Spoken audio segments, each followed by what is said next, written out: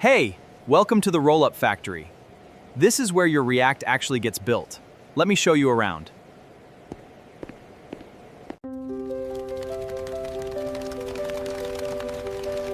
Welcome to the team. Let's build something great. First stop, Vite. Think of it as the fast, friendly gatekeeper that organizes everyone before the real building starts. Then Rollup takes over. It pulls all those separate pieces together into one neat, compact bundle, ready to ship. One bundle, one hash, delivered straight to your browser. Simple, for now. But what happens when something changes? That's next.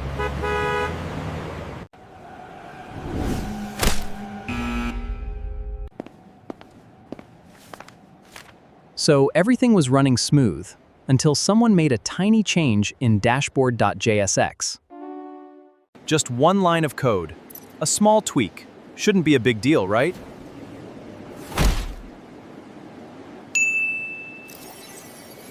But Vite and Rollup don't know that.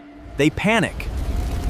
They rebuild the entire bundle from scratch, mixing everything back together. The result? A brand new bundle with a brand new hash. The old one? Totally useless now. Now your browser has to download the whole thing again, even the parts that never changed. That's a real performance problem.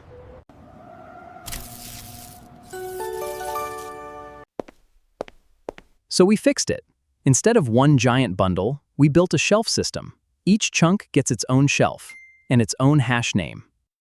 Libraries like React, React DOM, and React Router barely change, so Vite checks their hash first.